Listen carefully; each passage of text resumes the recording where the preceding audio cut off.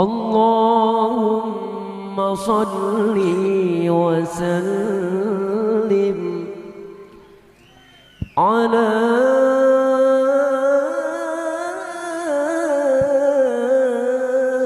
سيدنا محمد وعلى آل سيدنا محمد وصحبه أجمعين. رب اشرح لنا صدورنا ويسر لنا أمورنا اللهم فقهنا في الدين وعلمنا التأويل اهدنا الصراط المستقيم صراط الذين أنعمت عليهم من النبيين والصديقين والشهداء والصالحين يا مقلب القلوب ثبت قلوبنا على دينك وعلى طاعتك ولا حول ولا قوة إلا بالله العلي العظيم ولا حول ولا قوة إلا بالله العلي العظيم. InsyaAllah kita sambung pengajian kita, muzakarah kita, kitab Hikam yang dikarang oleh Al-Alim Al-Allamah As-Sayyid Ibn Atta'illah As-Sakandari Qaddasallahu sirrahu. Mudah-mudahan dengan barakah tua kitab, barakah kitab dia, barakah para penonton yang dirahmati Allah Ta'ala, khususnya mereka yang usaha bantu pengajian kita pada petang ini, dan dengan barakah daripada para asatizah kita, Ustaz Zul, Ustaz Saleh, Ustaz Hadi, Ustaz Mubi, Ustaz Hafiz, Ustaz Hay, Ustaz Adli, dan dengan barakah semua umat Nabi Muhammad sallallahu alaihi wasallam, barakah para alim-alim ulama, barakah para habaib, barakah orang tua kita, barakah Nabi Muhammad sallallahu alaihi wasallam, barakah bulan Maulid yang mulia. Mudah-mudahan kita semua selamat, mudah-mudahan kita semua diridai Allah dan Rasulnya akhirat. Amin ya rabbal alamin. Sedikit gangguan daripada kerajaan dia tak ada api tadi berlaku ada masalah sikit, jadi mohon maaf lah daripada pihak pengurusan itu. Mudah-mudahan Allah Ta'ala permudahkan urusan kita dunia akhirat. Amin ya rabbal alamin. Dan dengan barakah mereka yang telah tersebut, barakah Allah saleh, barakah Nabi Muhammad sallallahu alaihi wasallam, mudah-mudahan Allah himpunkan kita di dalam syurga bersama Nabi Muhammad sallallahu alaihi wasallam. Mudah-mudahan Allah Ta'ala permudahkan urusan kita, Allah Ta'ala panjangkan umur kita, Allah Ta'ala murahkan rezeki kita, Allah Ta'ala redha kita dunia akhirat. Walau susah senang kita dunia sikit sebanyak dengan beberapa ujian, harap sangat-sangat kita semua akan mendapat balasan daripada Allah Ta'ala, iaitu Allah Ta'ala himpunkan kita di dalam syurga bersama Nabi sallallahu alaihi wasallam. Diharapnya gembiralah kita selama-lamanya insya-Allah. Berjaya kita selama-lamanya insya-Allah. Mudah-mudahan makbul doa, makbul hajat. Amin ya rabbal alamin. Kemudian masuk kepada kitab surat apa dah? Ustaz Din? 65. Bismillahirrahmanirrahim. Qala al-musannif rahimahullah ta'ala wa nafa'na bi ulumihi fid dharain amin ya rabbal alamin. Kat mana? 5 daripada atas. Mana? Wa yara anna fihi kifayatan. Ini masih lagi dalam matan hikmah. Ma aradat himmatu sadikin anta kaifa indama kusifalaha indama kusifalaha illa wa nadatuhu hawatiful haqiqati inna wa nadatuhu hawatiful haqiqati.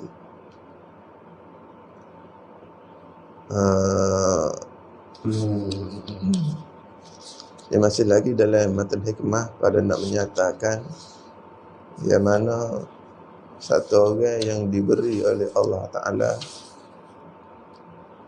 dalam proses nak mensampai diri dia kepada Allah Ta'ala, dalam proses dia nak pergi kepada Allah Ta'ala, tiba-tiba mendapat beberapa nikmat, mendapat beberapa kelebihan. Maka kelebihan yang dia dapat itu menyebabkan dia berhenti di dalam proses perjalanan diri dia. Kenapa Ustaz Ali? Ingat lagi ni, macam dia nak pergi mana? Dia nak pergi kepada Mekah. Dalam perjalanan dia istiqamah menuju Mekah, tiba-tiba dia mendapat nikmat di tengah jalan. Maka dia ralik dengan nikmat tu. Dia sangka nikmat itulah benda yang dia benda yang dia cari selama ini.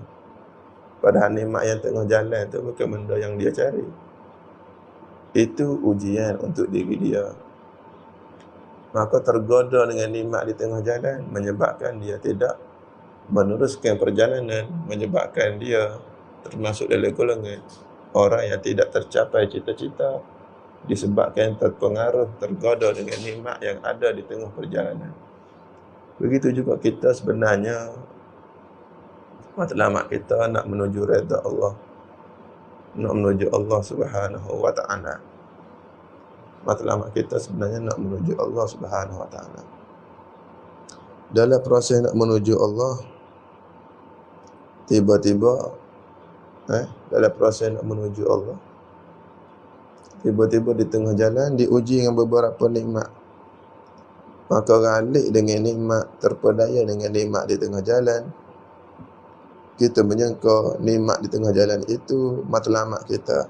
Padahal ianya fitnah, ianya tipuan.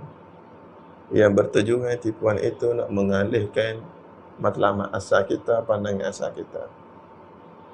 Itu. Jadi berhati-hati selagi mana tak sampai kepada rahmat Allah, tak sampai kepada redha Allah, jangan pernah berhenti berjalan. Teruskan ibadat, teruskan berusaha. Kalau tiba-tiba jadi kaya, tiba-tiba jadi mewah, tiba-tiba boleh berjalan atas air masalah, ikutlah. Tiba-tiba dapat beberapa banyak bentuk nikmat sekalipun, maka jangan kita percaya kita dah sampai kepada Allah. Selagi mana kita hidup, kita ini hidup di dalam ujian. Tak ada istilah sampai selagi mana kita masih hidup. Sampai hakiki iaitulah bila kita berjaya istiqamah di dalam ibadat, istiqamah di dalam taat sampai mati, sehingga kita berjaya melihat Allah Ta'ala di dalam syurga. Itu sampai hakiki. Itu hakikat sampai. Itu dia. Kemudian masuk kepada kitab fala yarqa situ sekali. Fala yarqa bihimmatihi. Maka satu orang dia tergoda dengan nikmat yang Tuhan bagi, fala yarqa bihimmatihi, maka tak naik dah. Tak naik dah dia. Tidak naik. Ia salib akan tidak naik. Ia salib akan singkat, akan pendek hemahnya, semangatnya. Tak naik bagi barang yang di atas, pangkat yang di atas, dia tak naik. Mana dia tak naik kelah? Sebab dia berhenti di sisi dapat nikmat. Dia rasa dapat nikmat dia hari ini, itulah kejayaan. Sebagai contoh, hidup kita semasa mula-mula mengaji kitab, mula-mula masuk pondok, kita kata saya belajar nak dapat redha Allah. Redha Allah pun panggil, cinta Allah pun panggil. Dalam proses nak dapat redha Allah, dia pun belajar, pergi daurah, belajar. Ikutlah macam mana cara belajar, tapi yang penting dia belajar sampai dia boleh baca kitab. Bila dia boleh baca kitab, Tiba-tiba Tuhan rezekikan dia dengan murah rezeki. Duit mudah mari. Dunia mudah mari. Dia pun hidup selesa mewah. Jadi tuan guru, buka pondok, ada rumah, ada isteri, ada kereta, ada pengikut yang ramai, murid yang ramai. Ketika itu dia pun kata, akhirnya aku dah sampai. Padahal sampai dah kedak lagi sekali. Sampai itu, hakikat sampai itu diredai Allah Subhanahu wa ta'ala. Dia kata, akhirnya aku dah sampai. Tengok, aku dah berjaya, dia kata. Tengok aku alim. Dia kata, tengok aku banyak harta, orang tolong aku. Tengok aku ada kereta, aku ada isteri, aku ada anak murid, aku dah ada rumah sendiri, aku dah berjaya. Maka kita dah tertipu dengan nikmat itu. Itu dipanggil masih lagi tidak sampai. Allah Rabbi. Begitu orang panggil nikmat, tujuannya nak menipu. Sebab tu dia kata di bawah, innama nahnu fitnatun. Tu nikmat tu dia akan berkecek lagu tu, kami ni fitnah. Nikmat tu datang dalam bentuk kamu jadi tuan guru, dalam bentuk kamu jadi pendakwah. Kadang-kadang nikmat tu dalam bentuk kemasyhuran. Kamu sangka nikmat itu kejayaan, maka itu silap. Jangan ukur seseorang itu berjaya dengan sebab kaya dia, dengan sebab selesa dia, dengan sebab mewah dia. Macam kita kata, guru tu nampak berjaya sebab apa? Anak murid dia ramai. Guru tu nampak berjaya sebab apa? Nampak dia kaya. Guru tu nampaknya berjaya sebab apa? Nampak dia hidup mewah. Itu bukan pengukur kejayaan. Kejayaan hakiki iaitu seseorang yang mendapat suatu permata yang bernama redha Allah. Kejayaan hakiki, syurga hakiki, iaitulah seseorang yang berjaya mendapatkan permata yang namanya redha Allah. Maka selagi mana tak dapat redha Allah, jangan berhenti. Boleh nikmat yang berupa karamah, boleh nikmat yang berupa mencari adat, boleh nikmat yang berupa kaya, boleh nikmat yang berupa mewah. Ikutlah nikmat yang mencari adat atau nikmat yang tak mencari adat. Bila dapat nikmat ni, jangan tertipu. Jangan awak sangka sampai, nanti awak tak nak naik dah. Allahu Rabbi ya Karim. Masing-masing dah dapat nikmat masing-masing. Ada baba, ada nikmat cara baba. Kalian ada nikmat cara kalian. Nikmat yang kalian dapat selepas belajar, nikmat yang baba dapat lepas baba mengajar. Maka nikmat ini bukannya menunjukkan kita telah berjaya.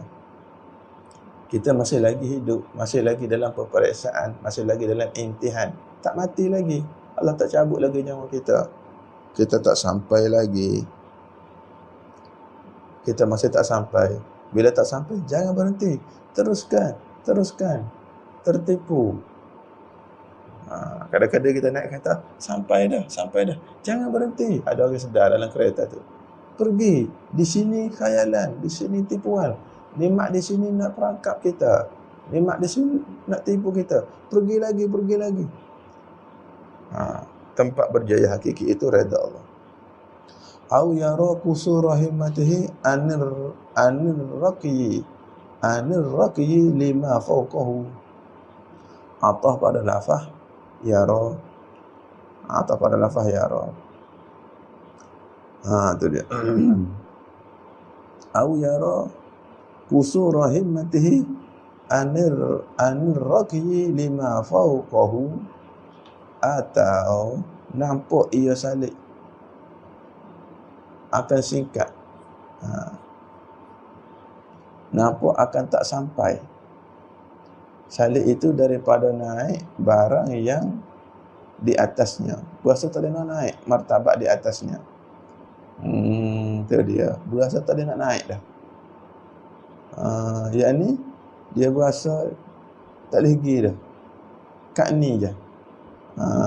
Itu dia. Mula-mula dia katakan mula-mula fala yarqa bihimmatihi. Mana tidak naik dengan himmah dan semangatnya itu. Tak nak naik. Lagi pula, atau nampak ia salib itu akan pendek, tak sampai hemos semangatnya, daripada naik bagi barang martabat yang di atasnya. Jadi nak ayat sini, fala yarqa bihimmatihi, mula-mula au yara qusura himmatihi anir raqyi lima fawqahu, fala yarqa bihimmatihi, maka tidak naik ia salib dengan hemahnya, dengan semangatnya, tak naik dah. Ataupun nampak ia au yara, atau nampak ia salib qusura himmatihi anir raqyi lima fawqahu, atau nampak ia salib akan sikap tak mampu hemahnya salib daripada naik bagi barang yang di atasnya. Tak lagi dah kawan, ayah kata gitu. Okey dah, ni kita ni jadi alim, buka pondok tak apa dah, nak jadi orang alim susah. Okey dah, setara ni dia sendiri tak nak pergi dah. Ataupun setengah-setengah dia kata, kita ni tak boleh buka dah pondok, mana boleh dah. Kita dah tua dah, umur 30 dah baru nak start belajar, mana boleh. Tak boleh, tak ada jalan dah kita nak jadi alim. Okey dah, ni kita dapat keuntungan lagu ni, dapat untung lagu ni sikit-sikit sebanyak. Jadi dia ni jadi putus angin. Dia duduk galik dengan nikmat yang Tuhan bagi, dia rasa dia dah okey dah. Padahal selagi mana tak sampai kepada redha Allah, masih lagi diteruskan perjalanan. Dia sebahagia dah ni dengan nikmat yang sekarang. Illa wa nadathu hawatiful haqiqati. Sini kena perhati molek. Kembali kepada matan. Yang ini tidaklah hemah semangat orang salib bahawa berhenti orang salib di dalam suluknya di sisi ketika Tuhan beri sedikit makrifah, beri sedikit kasyah semasa dia salib itu berada di dalam suluk. Melainkan hal keadaan menyeru akannya, illa wa nadathu hawatiful haqiqati, melainkan hal keadaan seru panggil akannya akan orang salib itu oleh suara panggilan hakikat. Jadi di saat satu orang tertipu dengan nikmat, di saat satu orang itu tergoda dengan nikmat, maka dia nak berhenti dengan nikmat itu, tiba-tiba datang suatu suara yang memberi nasihat. Suara ni terkadang bagi dalam bentuk mimpi. Kadang-kadang kita ralik dah dengan macam, terkadang bagi dalam bentuk mimpi. Macam semalam Babo pernah cerita, ketika mana kita ralik dengan belajar di Betul University, tiba-tiba Allah Yerahai Posu ni bagi tahu, kata tinggallah dunia tu, misal kan, hati-hati dengan dunia, tinggallah dunia. Sebab Allah Yerahai ni dia pernah pesan kat Bapa waktu dia hidup, banyak kali dia pesan, sehingga belum daripada dia nak mati dia pesan pula. Itu dipanggil panggilan hatif. Hatif ni kita panggil telefon lah. Wa nadathu hawatiful haqiqati. Dia macam-macam. Semua orang ada panggilan ni. Kita sedar, kita tak sedar. Kita Bapa bagi contoh ni sebuah orang arif, lepas tu Bapa akan bagi contoh ni sebuah kita orang awam. Orang arif contoh, seperti satu orang tok guru, dia sangka dia dah sampai kepada Allah dengan sebab hidup dia mewah, anak murid dia ramai, dia rasa dia berjaya, maka tertipu dengan nikmat, lalu berkata di hatinya, aku telah berjaya. Ini dialog yang cukup berbahaya. Aku okey dah, aku rasa aku selamat dah, aku rasa aku duduk macam ni bagus dah. Jangan.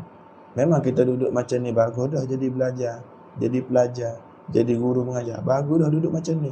Tetapi teruskan lagi, daki lagi, pergi lagi, jangan berhenti. Jangan kata cukup dah, letih dah, aku dah belajar banyak sehingga aku boleh mengajar.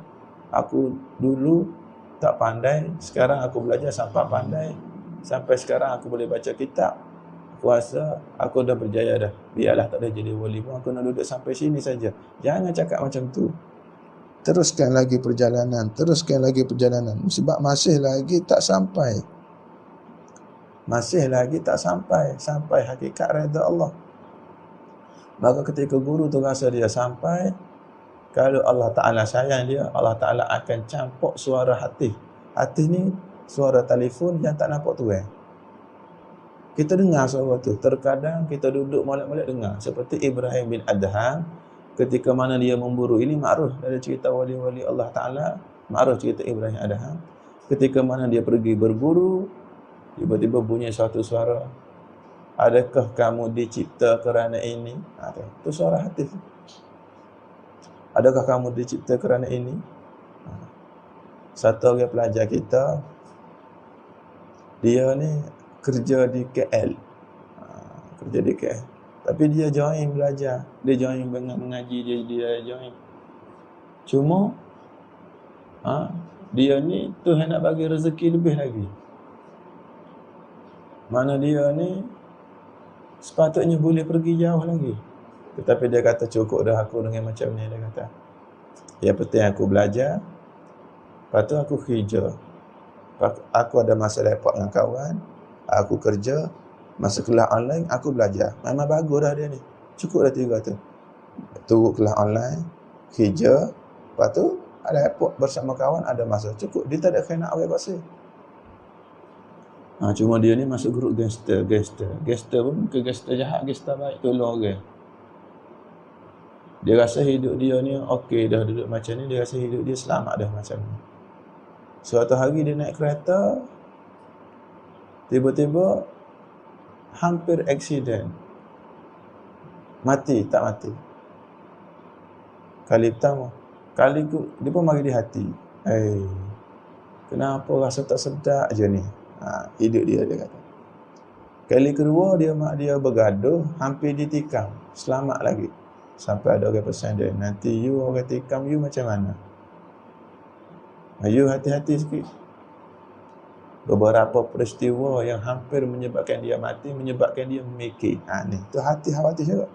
Mikir kan, mu kalau mati macam ni cukup ke pahala? Yang bagi mikir, apa pasal ni? Itu sama juga, itu dipanggil panggilan Allah Ta'ala.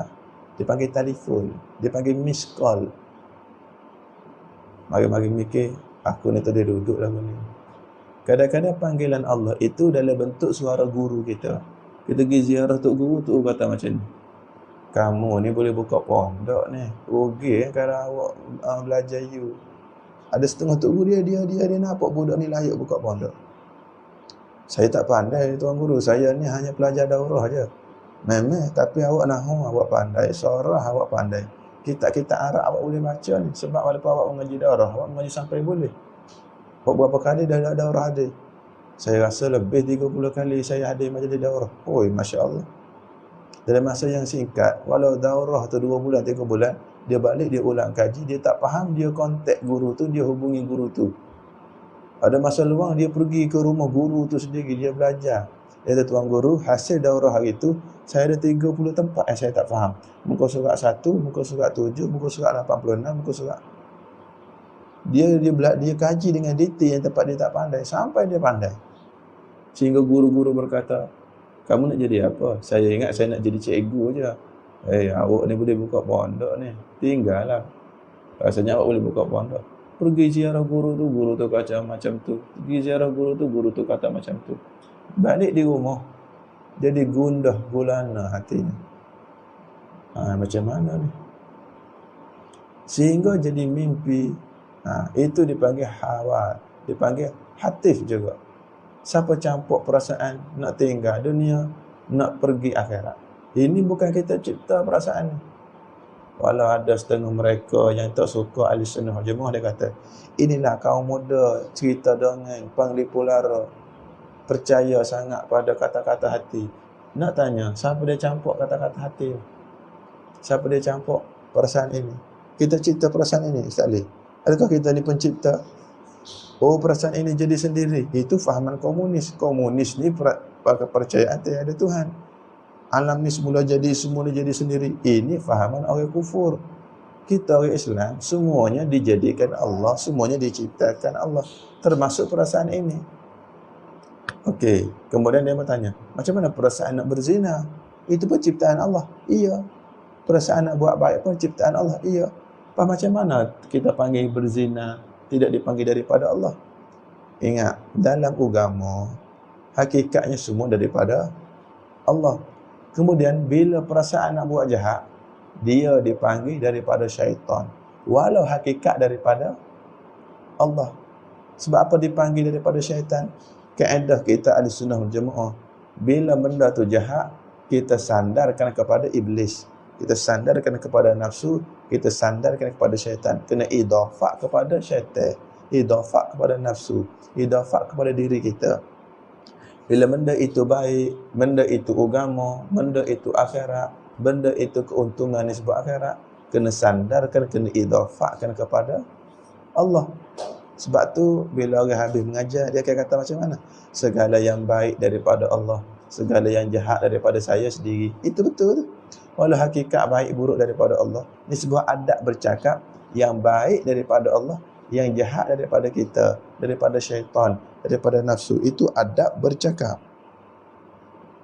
Itu pun adab bercakap. Mana kita nak tuduh perasaan ini daripada Allah, kita cek. Aku dulu nak belajar you. Tiba-tiba aku ziarah beberapa guru pondok suruh aku duduk pondok, guru aku suruh aku buka pondok. Aku pun rasa macam mampu nak buka pondok. Aku pun rasa macam minat jadi tok guru. Dulu aku rasa nak jadi pegawai, nak jadi cikgu, nak jadi doktor. Tetapi guru aku bagi peluang, guru aku bagi nasihat, aku ni layak jadi tuan guru. Tiba-tiba aku rasa minat nak jadi tuan guru. Minat nak jadi tuan guru, ini campakan Allah.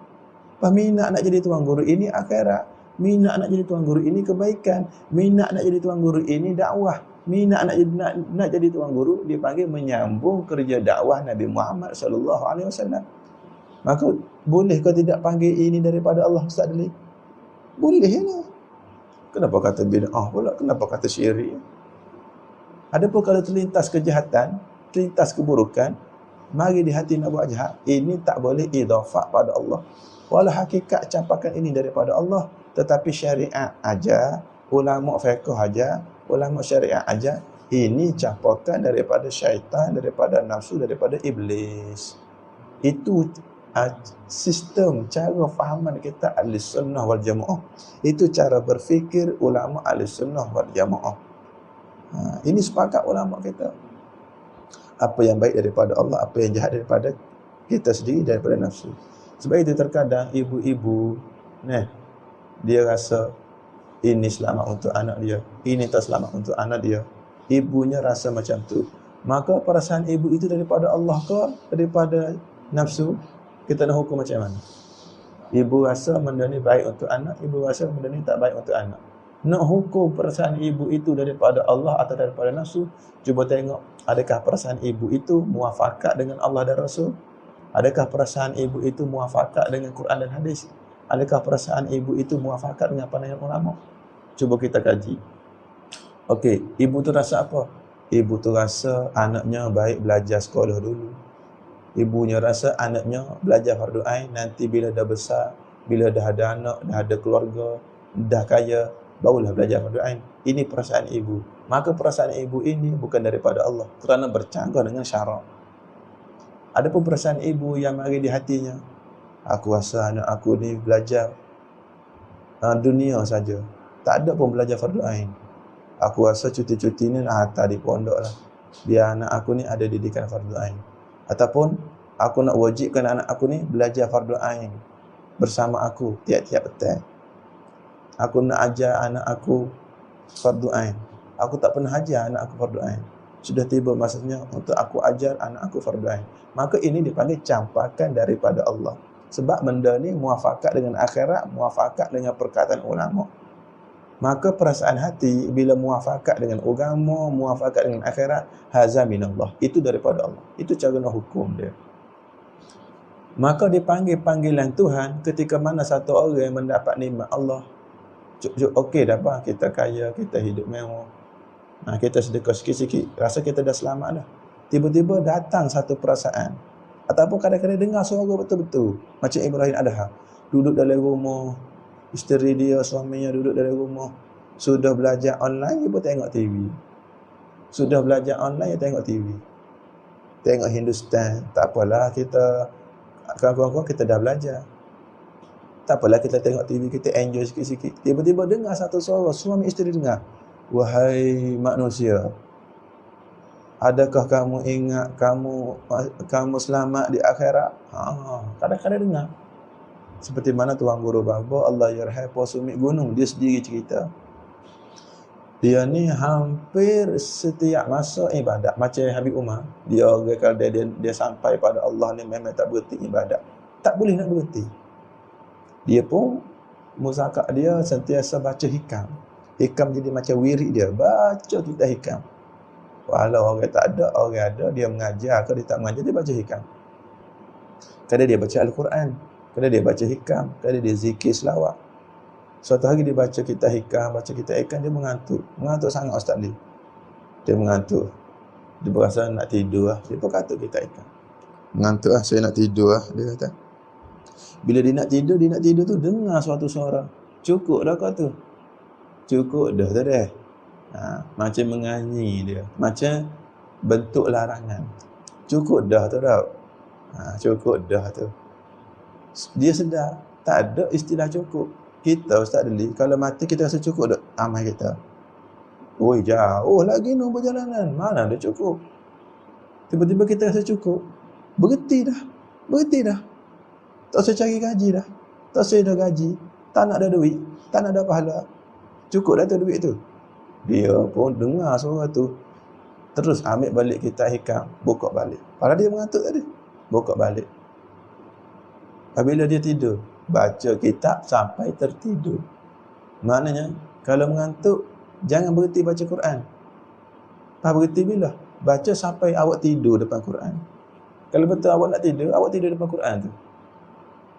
Bila kita buat macam ni, kita sudah baca Quran, kita baca Quran, kita rasa mengantuk.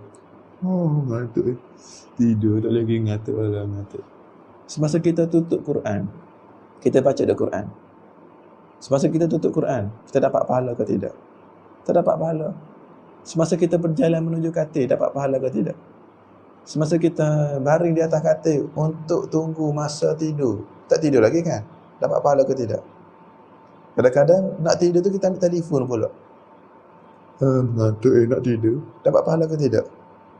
Kita duduk tengok video. Nak tunggu mengantuk, dapat pahala ke tidak? Maka, walaupun awak mengantuk, walaupun awak nak tidur, jarak tutup Quran sehingga menuju tidur mengambil masa 5 minit, 3 minit, 10 minit.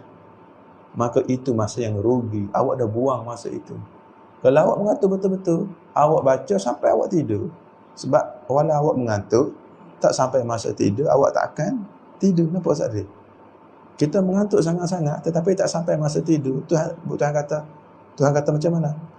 Hari ni aku takdir kamu tidur pukul 8. Kamu mengantuk pukul 7.30. Awak mengantuk 7.30 pun tak sampai masa takdir, tidak sampai masa Tuhan takdirkan awak tidur, awak takkan tidur.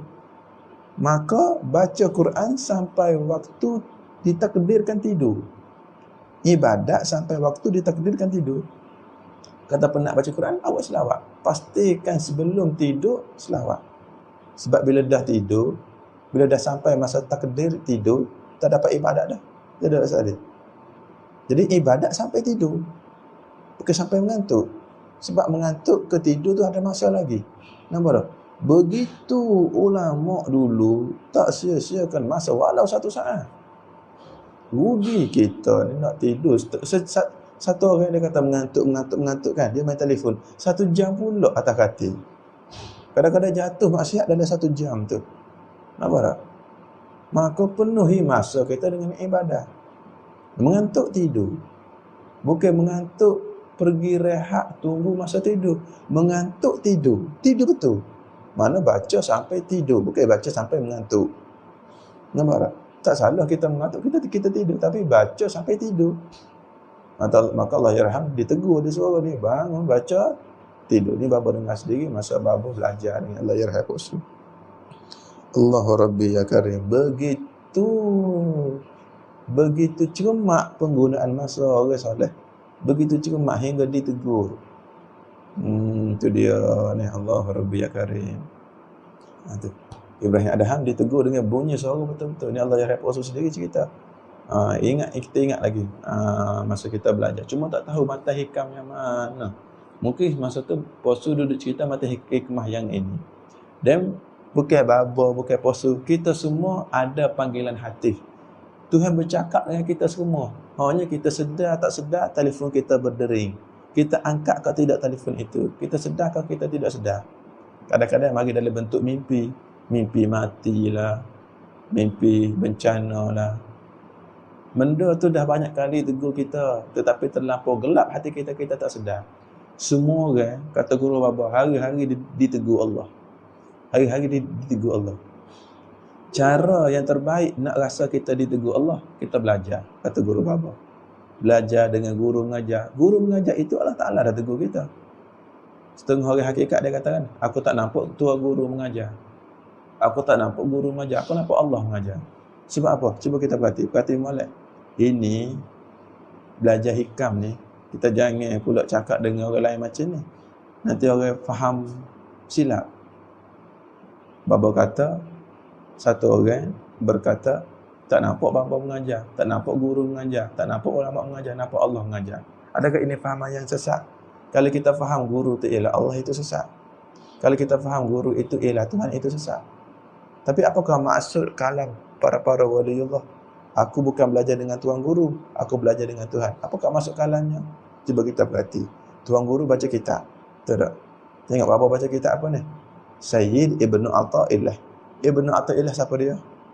Ulama waliullah, tidak diragukan. Majoriti jumhur ulama Ahlussunnah wal Jamaah, mereka berpegang kata bahawasanya akhir-akhir ni lah. Bapa kata semua ulama Ahlussunnah di akhir-akhir ni mereka kata Syekh Ibnu Athaillah ni waliullah. Tak. Dan tak diragukan memang dia ni seorang ulama besar. Betul Ustaz Ali? Kemudian ulama, perkataan ni daripada mana? Daripada mana perkataan ulama? Daripada hadis Nabi SAW. Betul ke tidak? Perkataan ulama datang daripada hadis, datang daripada Al-Quran. Hadis Nabi daripada mana? Hadis Nabi daripada Al-Quran. Al-Quran daripada siapa? Al-Quran daripada Allah. Maka tak salah kita kata perkataan ulama, perkataan Allah. Tetapi cakap sama orang faham je. Dilarang kita bercakap di hadapan orang awam. Kita kata macam mana? Allah Ta'ala rayak, Allah Ta'ala rayak, tak boleh. Kita kena kata tuan guru rayak, tuan guru kata, kitab kata. Takut orang awam silap faham. Tetapi sama-sama kita orang dah belajar tasawuf, sama-sama kita orang faham, kita kata sedap nasihat Allah hari ini, lazat nasihat Allah hari ini. Padahal yang menasihati itu guru, kitab yang menasihati dia. Tetapi dia cakap tilik kepada asal. Mana tilik kepada asal? Kitab asalnya daripada Quran hadis. Quran hadis asalnya daripada Allah. Hatta hadis Nabi daripada Allah. Wa ma yantiqu anil hawa in huwa illa wahyuha. Perkataan Nabi itu wahyu, bukan fikiran Nabi, bukan ciptaan Nabi, bukan khayalan Nabi. Semua hukum hakam datang daripada Nabi, itu wahyu. Itu semua daripada Allah. Maka bercakap hakikat. Apa hakikat? Bercakap yang realitinya, ini semua daripada Allah. Maka bercakap macam ni boleh dibenarkan hanya kepada mereka yang sama-sama pandai atau di dalam majlis ilmu saja. Di luar majlis ilmu haram cakap macam ni. Itu bahaya tasawuf. Tasawuf ni bahaya untuk orang tak belajar, untuk orang tak faham. Bila kita kata, kamu dengar baba mengajar tadi? Saya tak dengar baba mengajar. Saya dengar nasihat Tuhan. Tuhan menasihati saya bahawasanya tadi, bila kita dapat nikmat, jangan rasa berjaya. Itu bukan berjaya lagi. Berjaya hakiki mendapat redha Allah. Itu Tuhan tegur saya. Awak jangan cakap macam tu di hadapan orang awam. Orang awam dia tak faham. Awak kena kata, saya belajar hari ni, guru saya kata, awak kena kata macam tu. Tetapi hati awak mengatakan, Allah tegur aku. Allah cakap pada aku, jangan selesa lagi, jangan sedap duduk lagi, walau awak dah belajar, walau awak dah istiqamah belajar, walau awak istiqamah dakwah, walau awak dah istiqamah dalam agama, jangan selesa, jangan sedap duduk. Awak masih lagi hidup, masih lagi dalam ujian, masih lagi belum tengok Allah secara hakikat, masih lagi belum masuk syurga, masih lagi belum bersama Allah secara hakikat. Awak masih lagi dalam perjalanan. Hati-hati. Awak rasa perasaan ini daripada Allah, awak simpan dalam hati awak. Maka ilmu hakikat dilarang bercakap di khalayak awam kecuali dalam majlis ilmu dan sesama mereka yang pandai saja. Supaya kita ni nak kecek hakikat dalam sesama komen-komen kita, ini semua orang belajar belakang, tak apa. Di luar daripada majlis ilmu ini, haram kita cakap macam tu. Sebab silap faham orang awam. Kita ni faham dah. Kalau kira, apa salah kita kata kita dengar Allah nasihat? Sebab kitab daripada Allah. Ke daripada mana kitab ni sumber rujukannya? Daripada Quran, daripada hadis. Al-Quran daripada Allah, hadis daripada Allah. Tetapi orang awam, bila dia tak belajar, dia ingat kitab ni daripada Allah, sama dengan Quran lah. Kitab ni Allah dah. Tu orang awam, dia tak faham. Jadi ingat, dia kena ingat molek. Perkataan tasawuf yang tinggi-tinggi, haram kita ucapkan di khalayak, di telinga-telinga orang awam. Kecuali dalam majlis ilmu, kan? Itu dia. Maka perhasil ni Allah Ta'ala nak tegur kita, maksudnya kita tegur, hakikatnya Allah Ta'ala tegur. Bahawasanya kita ni masih lagi belum berjaya. Kita belum sampai lagi. Alhamdulillah kita dah jadi belajar, kita mengajar, kita dah dapat nikmat.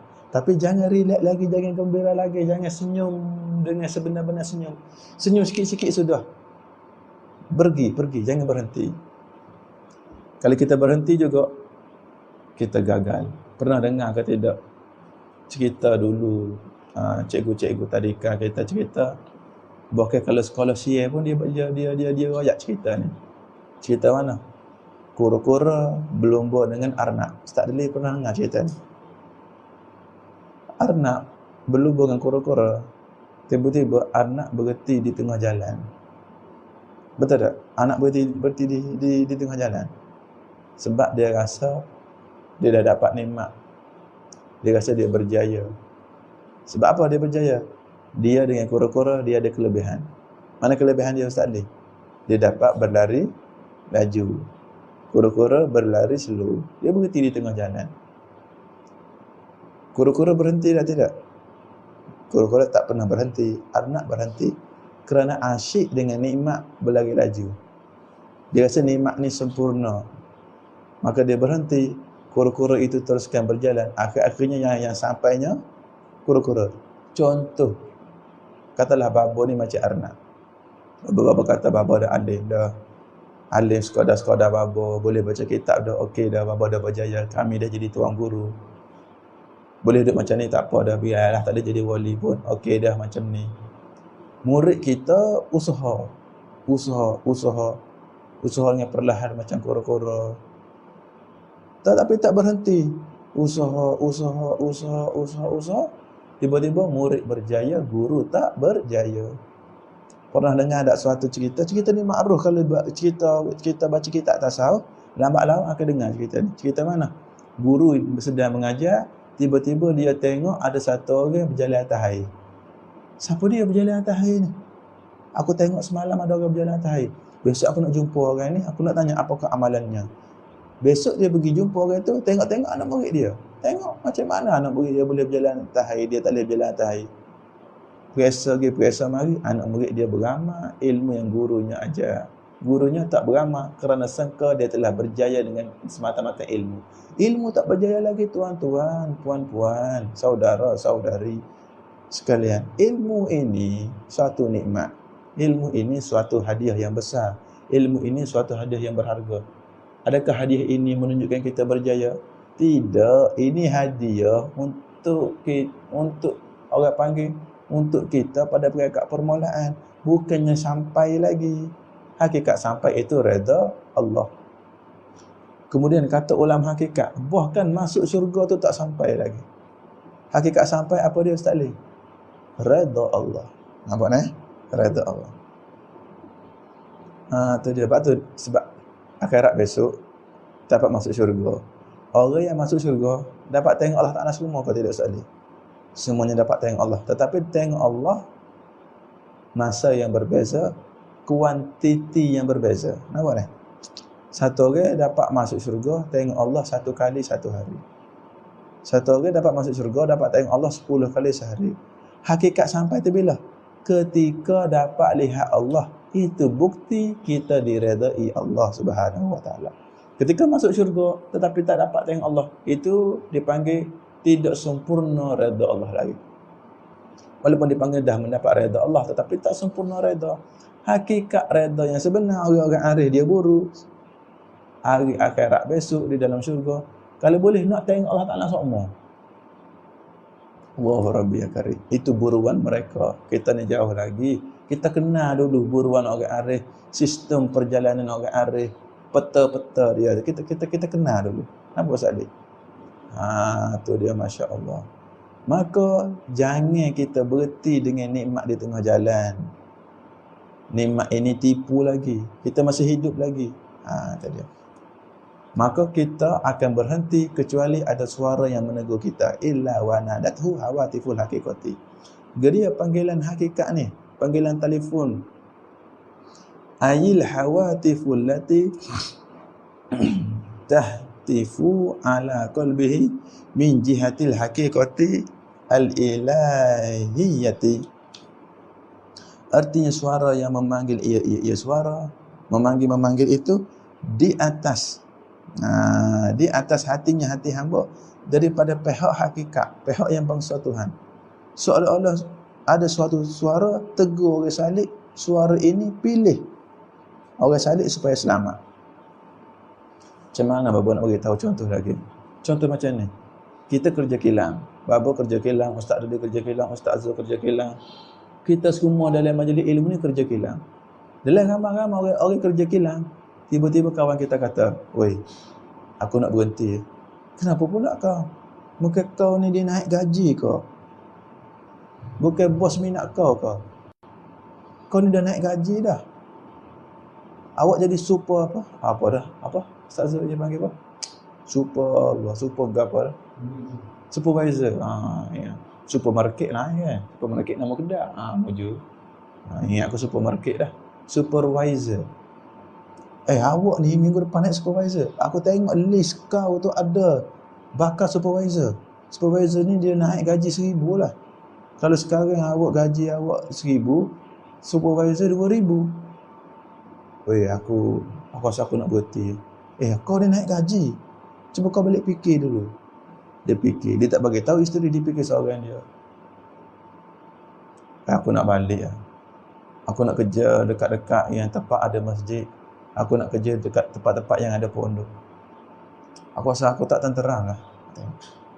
Bagi tahu kat kawan dia pergi pancing bersama kawan dia cerita. Dia pergi main futsal, dia pun cerita. Aku rasa aku nak berhenti. Kawan tak faham. Kau dah gila kau? Kau ni baru nak naik gaji dah nak berhenti. Tengok orang kata kita gila. Yang campak perasaan ni siapa dia? Siapa dia campak perasaan ni Ustaz Duli? Allah. Baik tak perasaan ni? Ini hadiah daripada Allah. Awak dijemput Allah. Awak menjadi tetamu Allah. Allah miss call awak. Ustaz Duli, cuba Ustaz Duli bayang. Kita di miss call raja. Tuanku miss call kita. Assalamualaikum. Waalaikumsalam. Ini Baba Amirul ke? Ya, saya. Siapa ni? Saya Sultan Malaysia. Oh, beta suka dengar kuliah fardu ain. Oi, macam mana perasaan Baba? Oi, suka lah kita. Beta berhasrat kalau boleh di istana beta nak buat pengajian fardu ain.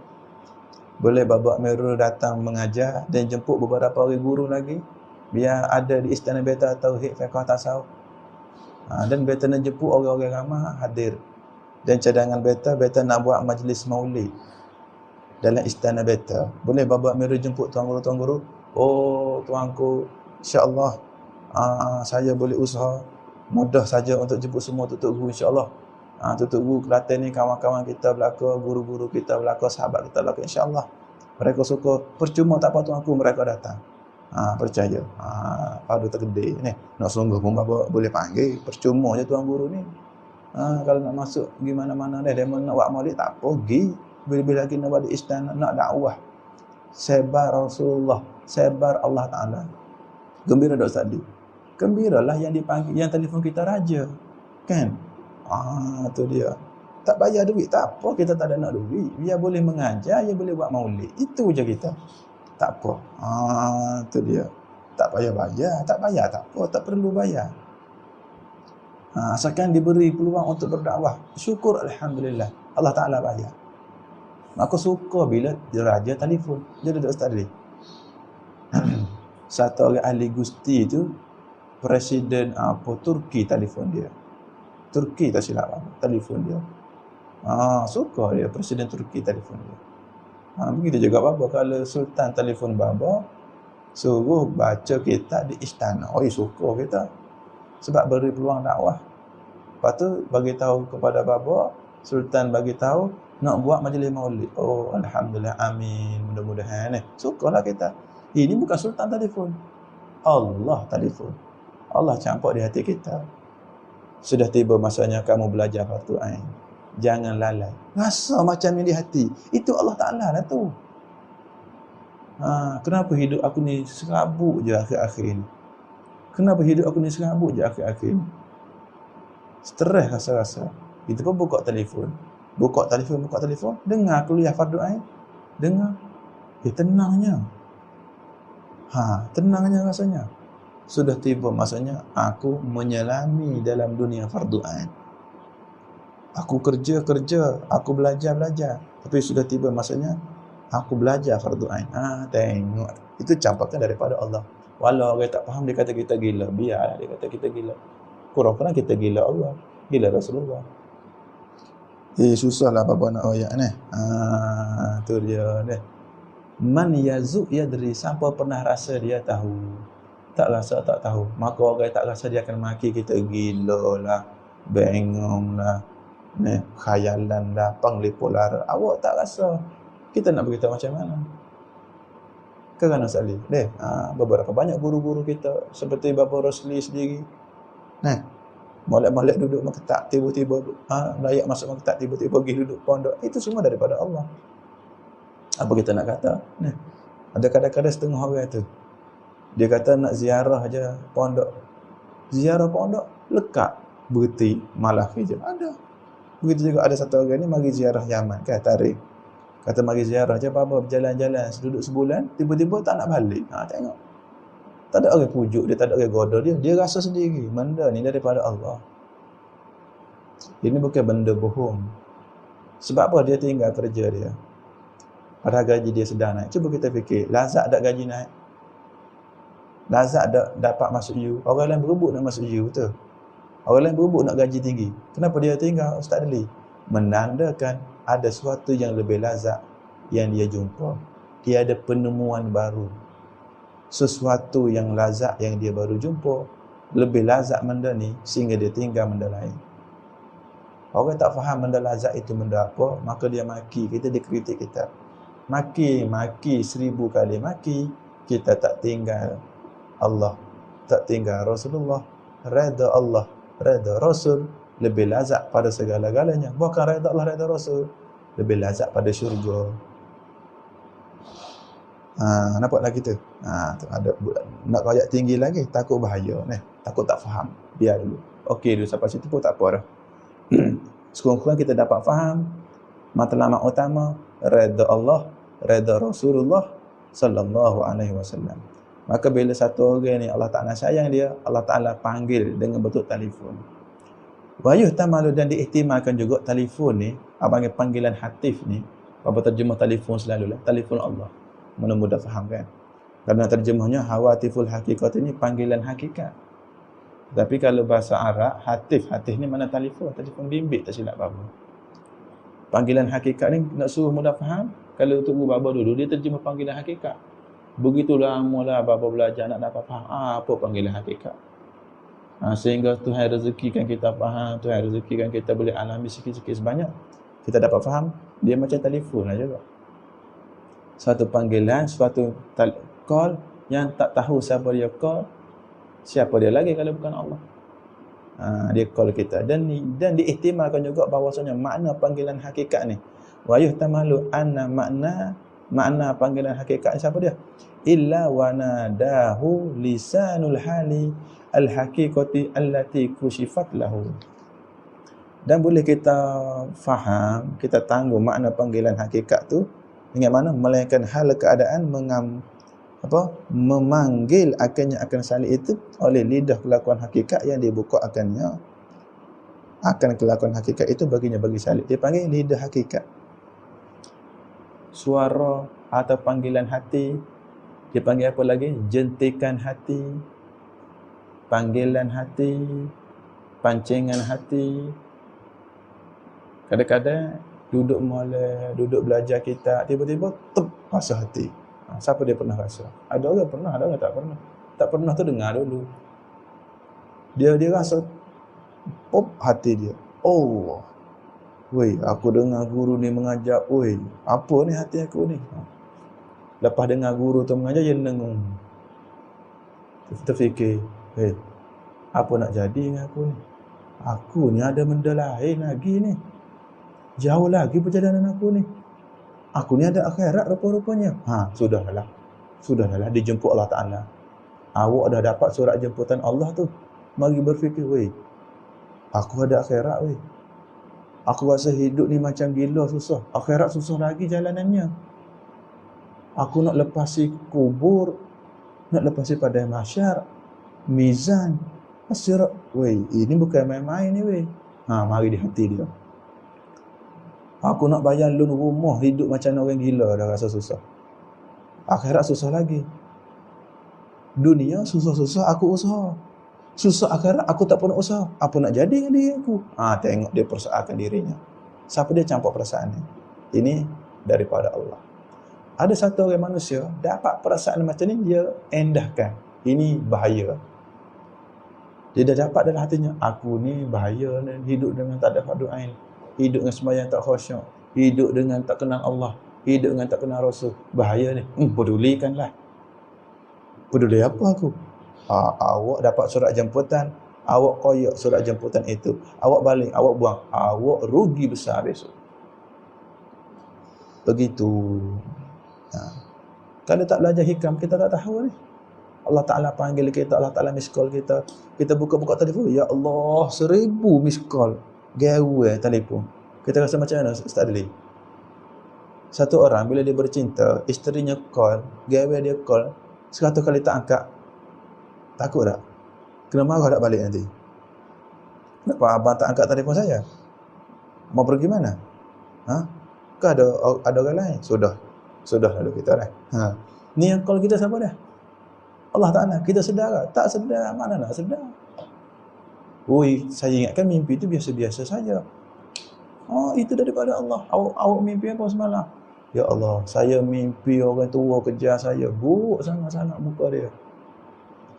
Dia belakang dia tu penuh harta-harta. Kata guru baba, kalau orang tua tu menunjukkan dunia. Sebab ambil daripada cerita Mi'raj Nabi sallallahu alaihi wasallam, orang tua nak kejar Nabi. Orang tua tu siapa dia? Dunia. Saya bapa sok mau mimpi orang tua, takut. Apa takut mimpi orang tua? Bukan mimpi hati, mimpi orang tua, takut. Sentiasa saya mimpi orang tua, takut. Kalau saya mimpi orang tua ni suka kat saya, maknanya dunia tu nak pegang awak, ada dunia nak terkekeh awak. Masya Allah. Tu dia. Lepas tu kalau kita mimpi, suruh guru tafsir. Kadang-kadang guru dia baca tafsir mengikut rujukan tafsir Ibn Sirin. Tersilap apa? Tafsir mimpi Ibn Sirin. Kena tanya guru lah, guru. Ibn Sirin satu orang kekasih Allah Ta'ala, satu orang ulama juga. Bagi dia pandai ilmu tafsir mimpi. Tu dia mimpi ular tu daripada syaitan. Syaitan mimpi ular. Kalau mimpi orang tua tu dunia tu. Kalau mimpi air banyak tetapi warnanya keruh, berhati-hati, banyakkan selawat, banyakkan ibadat, banyakkan taubat. Kemungkinan kita nak dapat bala. Alang-alang nak dapat bala, banyakkan selawat. Kalau mimpi air jernih, tenang, insya-Allah dapat ilmu. Itu beberapa bentuk tafsiran mimpi.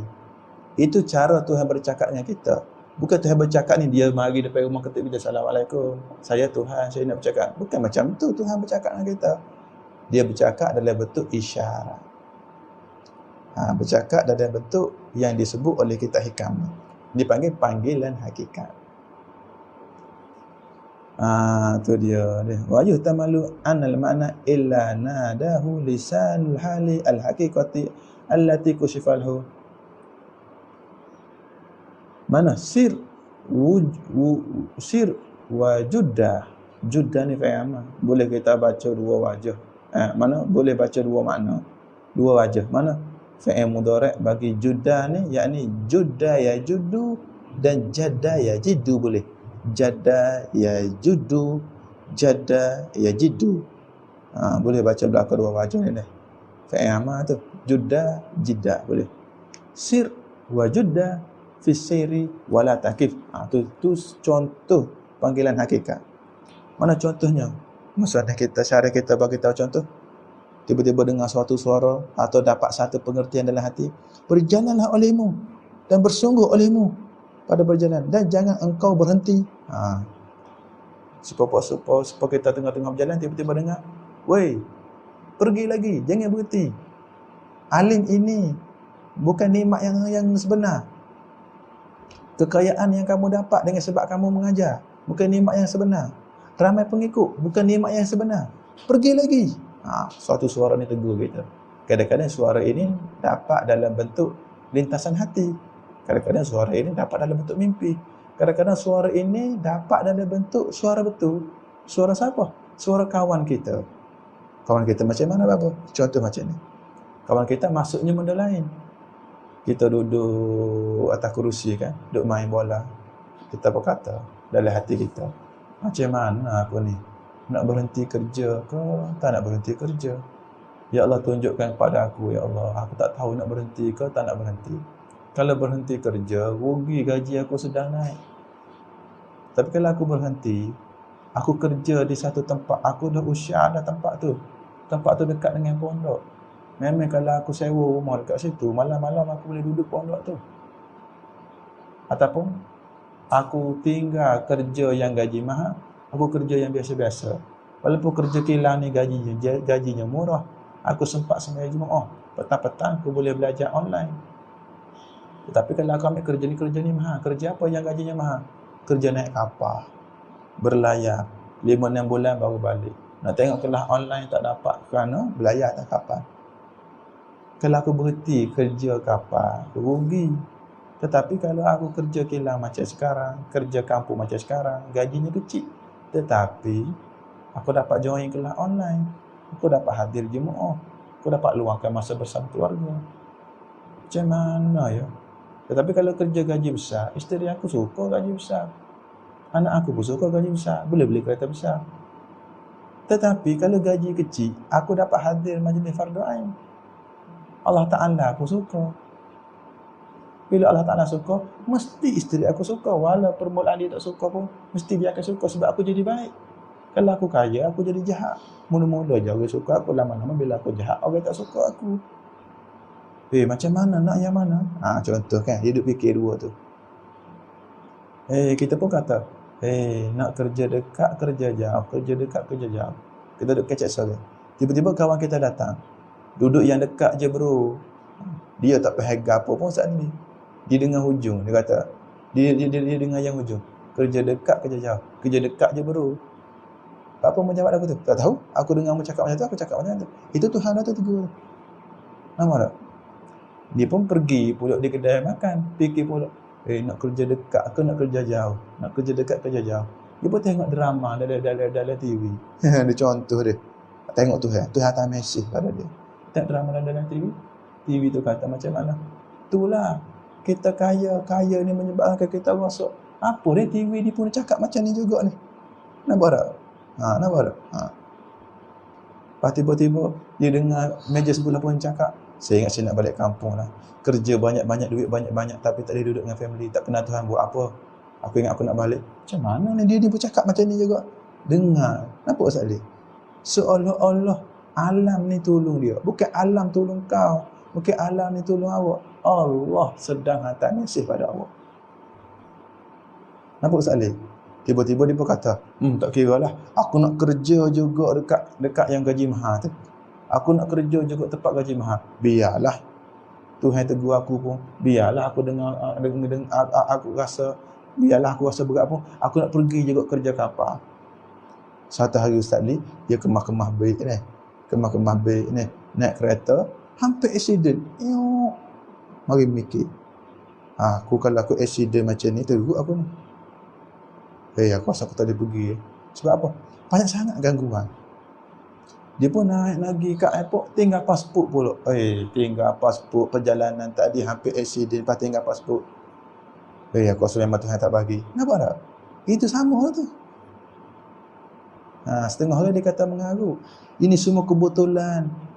Apa mana kebetulan? Cuba hurai kebetulan. kebetulan. Siapa dia yang membetulkan jadi kebetulan tu? Kebetulan. Siapa dia buat jadi betul? Jadi sendiri ke kebetulan? Kalau kita faham, kebetulan itu maknanya terjadi dengan sendiri, dengan kita tidak sengaja. Kamu memang tidak sengaja, itu dipanggil kebetulan. Tetapi Tuhan sengaja. Kebetulan ni apa? Sesuatu yang tidak kita sengaja, betul. Sesuatu yang kita tidak sengaja, tapi kena tambah lagi. Sesuatu yang kita tidak sengaja, tetapi Tuhan sengaja. Awak tidak plan, tapi Tuhan plan. Bila benda tu awak tak plan, awak panggil kebetulan. Tetapi benda tu Tuhan plan, azali lagi. Kena sedar benda ni. Kena sedar mana panggilan Allah. Mana miss call daripada Allah. Mana message daripada Allah. Mana jentikan daripada Allah. Tengok setengah-setengah orang, okay, dia nak merempit. Dia rasa dah dalam hati dia. Kau rasa tak sedar hati ya, nak rempit malam ni. Dia sebelum dia nak merempit, dia dengar guru tu mengajar, ingat semua orang mati kembali pada Allah. Dia dah rasa dah mana tu. Rasa tak sedar hati. Weh, kenapa Khalid malam ni on tak rempit malam ni? Ya, aku rasa tak sedar hati ya. Kenapa pula? Entahlah Khalid dia dengar Habib tu ceramah dalam video tadi rasa tak sedar hati. Apa Khalid, apa sah Khalid kena jadi ustaz ke sekarang? Tengok. Walaupun orang maki, hati dia rasa dah tak sedar lah. Orang cerdik, dia akan berhenti. Minta maaf, aku nak balik. Aku rasa tak selesa. Apa ni Khalid, perempuan lah, pondan lah. Tak, biar orang kata apa, awak balik. Sebab campakan itu daripada Allah. Ada setengah orang dah rasa dah macam ni. Dia pergi juga, paksa juga, mati kata macam tu je. Kadang-kadang panggilan hati ni datang daripada suara ibu kita. Khalid, jangan berjalan malam Khalid. Ibu rasa tak sedap ni. Tak baik jalan malam, duduk rumah lah. Tengok kitab ke berzikir ke. Jangan jalan malam Khalid. Itu panggilan hati juga tu. Kita pun rasa tak sedap dah kita nak keluar malam tu. Kalau awak pergi juga, bahaya. Maka tak faham mesej Allah ni satu benda yang bahaya dan satu benda yang rugi besar. Kena faham balik. Tu bukan main-main. Dunia ni mana ada kebetulan. Dunia ni ada Allah. Kita tak fikir kebetulan semula jadi, kebetulan semula jadi. Ini sains dah tipu kita. Benda ni dia didik kita masa sekolah lagi. Sains ni. Kecil lagi belajar sains ni. Padahal kecil lagi kena belajar fardu ain. Bila kita belajar fardu ain, kita tahu mana sains yang betul, mana sains yang salah. Mana ilmu betul, ilmu salah. Di kecil lagi kena ada ilmu fardu ain. Dunia ni ada Allah. Kecil-kecil kita kena ajar. Adik, anak, dunia ni ada Allah. Apa yang berlaku kehendak Allah. Tak ada kebetulan dunia hari ni. Hatta campakan perasaan hati, rasa baik, rasa tak baik, itu daripada Allah Subhanahu wa ta'ala. Maka nak tahu benda tu daripada Allah ke tidak, bila perasaan hati kita itu muafakat dengan Al-Quran hadis, muafakat dengan kalam ulama, haza minallah. Itu daripada Allah Subhanahu wa ta'ala. Ini penting ilmu hikam. Bukan ilmu yang tak penting. Penting ilmu ni. Baru kita faham cara kita komunikasi dengan Allah. Tapi ingat, kena ada ilmu tauhid, ilmu fiqh, ilmu tasawuf. Maka jikalau lintasan hati itu muafakat dengan Quran hadis, muafakat dengan kalam ulama, haza minallah. Kalau lintasan hati dari bercanggah dengan Quran hadis, lintasan hati bercanggah dengan agama, itu daripada syaitan. Terlintas di hati nak berzina, terlintas di hati nak tipu pelajarnya, terlintas di hati murid ramai ni boleh ambil duit ni, itu daripada syaitan. Terlintas hati nak ambil keuntungan dunia, terlintas di hati nak ambil mengikut hawa nafsu, itu syaitan selalu dah. Tetapi lintasan hati yang muafakat dengan Quran hadis, itu daripada Allah. Habis faham balik tu. Apa rasa hura detail tu tak faham lagi, serah pada Allah. Mudah-mudahan Allah Ta'ala memberi kefahaman. Allah Ta'ala memberi kita reti. Allah Ta'ala memberi kita faham yang sebenar-benar faham. Mudah-mudahan Allah Ta'ala beri kita sedar mana panggilan Allah, mana panggilan syaitan. Amin ya rabbal alamin. Hakikatnya semua panggilan Allah. Cuma bila panggilan itu rupa maksiat, diidafatkan kepada syaitan. Hak buruk-buruk syaitan gitu halu. Buruk-buruk syaitan, buruk-buruk nafsu, buruk-buruk diri kita. Hak malak-malak Allah Ta'ala belaka. Itu cara tasawuf. Aman hak malak Allah Ta'ala belaka. Aman hak buruk diri kita, iblis, syaitan, nafsu. Itu caranya. Yang baik daripada Allah, yang jahat tu kita sendiri. Itu cara nak idafakkan sesuatu lafaz. Habis. Sir wa judda fi sirri wala takif. Tu orang panggil bentuk panggilan hakikat. Allahu Rabbi ya Karim. Tu dia. Tu dia. Fa innal ladzi tatlubuhu. Fa innal ladzi tatlubuhu. Tengok lagi. Hilaknya maka kerana bahawasanya barang yang engkau tuntut akannya, barang yang engkau cari-cari itu. Kenapa engkau disuruh pergi? Jangan berhenti lagi. Pergi seolah-olah suara panggilan. Ini musannaf kita buat mari contoh cara Tuhan bercakap. Contoh dia lah. Kita mungkin mari dengan bentuk lain, tapi maksudnya sama. Maksudnya suruh pergi, jangan berhenti. Pergi cari Allah, pergi cari akhirat, pergi cari redha Allah. Jangan berhenti lagi. Walau dah jadi tuan guru, walau dah jadi pendakwah terkenal pun, pergi lagi, pergi lagi. Sebab apa disuruh pergi lagi? Fa innal ladzi tatlubuhu, maka bahawasanya barang yang engkau tuntut akannya tu, barang yang engkau cari itu, wa huwa wusuluka ilal maula. Apa yang engkau nak sebenarnya? Iaitu sampai engkau akan hadrat Tuhan engkau, dapat redha Allah. Itu sampai yang sebenar. Pak, engkau tak sampai lagi pada Allah, engkau hidup lagi. Tapi saya dah jadi wali, bapa. Saya dah kenal Allah, saya dah sampai maqam fana. Tapi awak masih hidup lagi kan? Masih hidup lagi. Pergi lagi. Sampai mati. Mati hati, mati jasad tu. Baru panggil sampai hakikat. Mati hati, jasad hidup tak silap lagi. Mati jasad, mati hati tu. Oh, itu sampai yang sebenar. Kerana walau mati hati dah mati dah. Walau kita dah sampai maqam fana dah, lagi mana kita hidup, tak mustahil orang wali nak jatuh maksiat. Sebab ismah orang wali, maksum orang wali bukan wajib harus. Maksum orang Nabi wajib. Nabi mesti selamat. Rasul Nabi mesti selamat kerana mereka pilihan Allah. Adapun waliullah, pilihan Allah. Tetapi pilihan Allah atas jalan harus saja.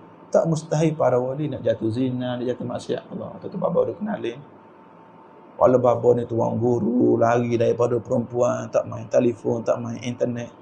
Tetapi bapa boleh jatuh zina bila-bila masa saja. Kalian boleh jatuh zina bila-bila masa saja. Kita boleh jatuh dosa membunuh, boleh jatuh dosa menzina, mencuri, macam-macam dosa boleh ditimpa pada kita. Jangan pernah berhenti. Oh, saya dah tak apa sembang dengan perempuan. Apa?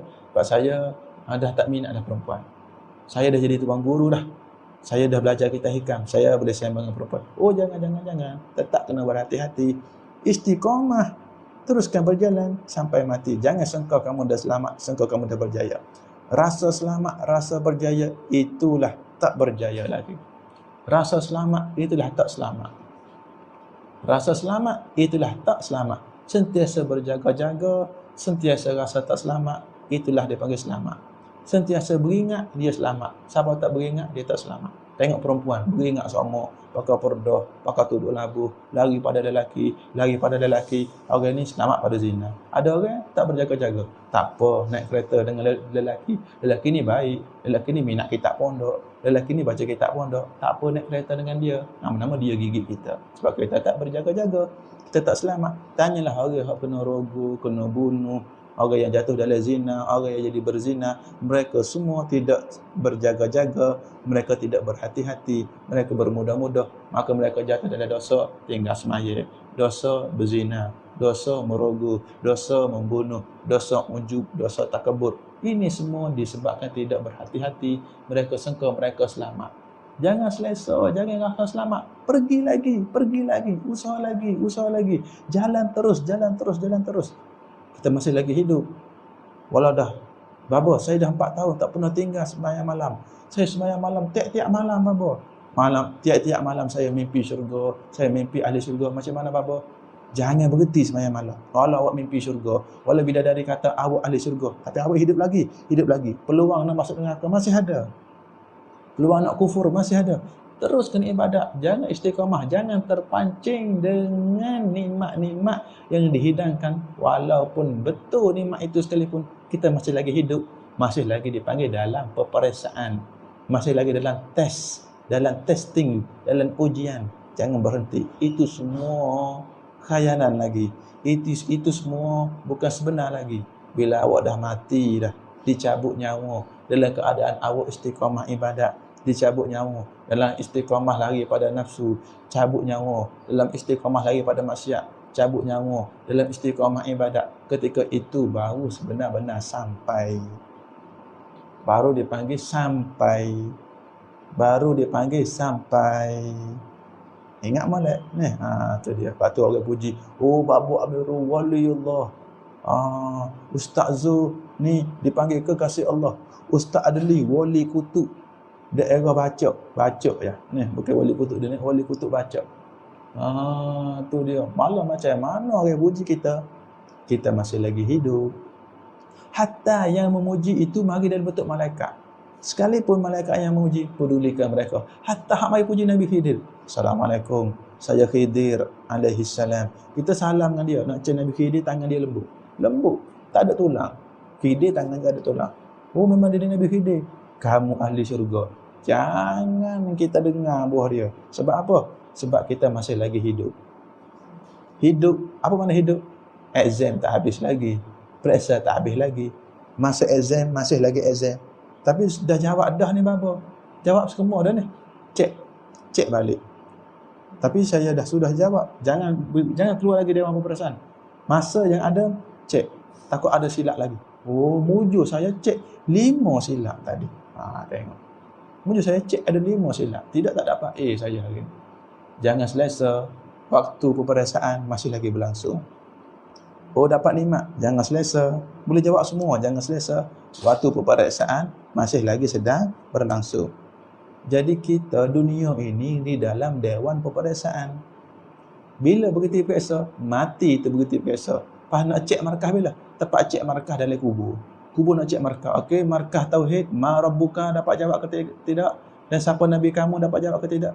Kubur tu tepat cek. Tepat cek, orang panggil cek markah. Pada cek yang kedua di mizan tu. 2 kali cek. Cek dalam kubur, cek di mizan. Maka lagi mana dalam dewan peperiksaan? Jangan selesa. Jangan selesa tuan-tuan, puan-puan, baba, kita semua jangan. Berhati-hati. Walau juta-juta pujian datang pada kamu. Beribu orang puji. Satu dunia puji kamu. Kamu masih lagi tak terjamin selamat. Walau kamu dah jadi orang arif billah, yang puji tuan guru. Baba Zik puji, Baba puji, Habib Umar puji, Baba Hasan puji. Kawan-kawan yang buka pondok puji kita. Kita hidup lagi ke tidak? Iya. Dah mati ke belum? Belum lagi. Awak masih lagi dalam peperiksaan. Jangan sedap duduk. Terkadang pujian itu dipanggil termasuk dalam ujian. Pujian itu termasuk dalam peperiksaan. Faham macam mana Baba cara kita nak jawab periksa? Teruskan tawaduk, teruskan hina diri, teruskan bertaubat, teruskan banyakkan ibadat, teruskan banyak selawat. Berhenti bila? Berhenti di mati. Rehatnya di mati. Itu dia. Lepas tu dia ayat. Tempat sebenar engkau wusuluka ilal maula, sampai pada Allah, sampai rohani pada Allah, sampai jasad pada Allah. Kalau roh saja sampai, jasad tak sampai lagi tu. Teruskan lagi. Tu dia kata dah. Wusuluka ila maula wa adamu atas pada wusuluka wa huwa adamu rukuni qalbika ila syai'in siwahu. Dan hakikat sampai pada Allah mana? Tidak cenderung hati engkau salik kepada sesuatu yang lain pada Allah. Hati engkau gila Allah, tu baru dipanggil sampai. Bila hati kita betul-betul gila Allah. Bila sampai maqam fana, betul-betul gila Allah. Tapi yang sebetul-betul gila Allahnya, iaitulah ketika mana di hari akhirat, di dalam syurga, mata kita memandang Allah. Ketika itu, gila hati kepada Allah yang bersangat-sangat-sangat-sangatan. Terlampau cantik, terlampau agung, terlampau Masya Allah. Tengok Rasulullah pada hari akhirat. Tengok Allah pada hari akhirat. Terlampau gila-gila hati kita. Terlampau bergantung hati kita kepada Allah. Terlampau kagum kita. Itu dipanggil hakikat sampai. Selagi kita duduk situ, jangan kita berhenti. Jangan jadi macam anak berhenti di tengah jalan. Sebab tu, Baba tak kata Baba mulia daripada murid-murid Baba. Sebab Baba bimbang, anak-anak murid ini dia macam kura-kura takut. Takutnya, dia tak bergerti, dia litah kita. Sebab itulah kita tak tahu siapa dia benang, siapa dia kalah, siapa dia selamat, siapa tak selamat. Kura-kura ke, arnak ke, selamat tak tahu. Jadi bila kita tak tahu siapa selamat, kita ambil secara mudah, siapa-siapa yang selamat di kalangan kita, masing-masing pakat-pakat tarik. Itu cara dia. Berminta tolong sangat-sangat, pakat-pakat tarik kita belakang insya-Allah. Habis. Allazi tatlubu amamaka. Allazi tatlubu amamaka. Kerana bahawasanya barang yang engkau tuntut itu adalah ia jauh lagi di hadapan engkau tu. Jangan berhenti. Lambat lagi nak sampai pada Allah tu. Kenapa bapa kata lambat? Lambat lagi lah. Nak mati, kubur, padai mahsyar, lepas tu mizan, as-sirat, masuk syurga, baru boleh jumpa Allah. Jauh lagi. Banyak lagi perjalanan kita. Mati tak lagi. Teruskan belajar, teruskan cari pahala, teruskan berusaha. Tapi babo, guru saya sendiri puji saya mulia. Guru saya kata, tak ada anak murid aku yang paling aku sayang melainkanmu. Ramai orang puji. Kita doa kepada babo deh, biar babo ni selamat dengan babo tak tertipu dengan pujian makhluk. Doalah kepada babo. Walau ada di sana guru-guru babo puji, ada di sana murid-murid kita puji, doa kepada babo supaya babo ni tak tergoda, tak tertipu dengan nikmat pujian. Macam-macam bentuk nikmat pujian. Nikmat pujian daripada guru, nikmat pujian daripada anak murid, nikmat pujian daripada masyarakat, nikmat duit, nikmat harta, nikmat kekayaan, nikmat ilmu, nikmat pangkat. Semua jenis nikmat yang ada di atas dunia itu bukan kejayaan yang sebenar. Nikmat yang sebenar apabila hati mendapat Allah dan jasad menghadap Allah. Jasad dan hati menghadap Allah. Itu hakikat berjaya. Hakikat di atas hakikat. Terkadang hati sampai kepada Allah, jasad di dunia dipanggil hakikat dah. Tetapi nur ala nur, khafi ala khafi, hakikat di atas hakikat. Bila mana jasad menghadap Allah, hati menghadap Allah, tujuh anggota menghadap Allah, tiap-tiap jawab firik, bulu-bulu rama semuanya mensyahadahkan Allah. Itu hakikat sampai, itu hakikat panah, itu hakikat nikmat, itu hakikat meletup segala jenis nikmat. Selagi tak sampai kat situ, jangan berhenti berjalan, jangan berhenti usaha, teruskan perjalanan. Habis itu. Lalu tu fala takif, maka jangan berhenti indama kusyifalaka, jangan berhenti di sisi barang yang dibuka akan barang bagi engkau. Oleh itu maka jangan engkau berhenti di sisi barang kasyah karamat nikmat yang telah dibuka akan barang nikmat bagi engkau. Hei orang saleh, orang murid, jangan tertipu. Doa ke bapa kata dah. Wala tabarrajat. Kena berhenti situ dulu, tak habis lagi mata hikam ni. Tak ada habis juga ni. Allahu Rabbi deh. Hakikat berjayanya mana? Hakikat berjaya sampai kepada redha Allah. Hakikat sebenar-benar di redha Allah mana? Di akhirat sana. Kalau di dunia, walaupun kita sampai hati pada Allah, tetapi ada peluang nak jatuh maksiat. Ada peluang nak hilangnya redha. Tengok. Hari ni babo dapat mengajar dan juga babo dapat belajar. Kalian dapat belajar. Maka kita hari ni duduk dalam majlis ilmu. Dipanggil hari ni mendapat redha Allah. Siapa tu hadir majlis ilmu hari ni, insya-Allah dia dapat redha Allah. Adakah kita berjaya?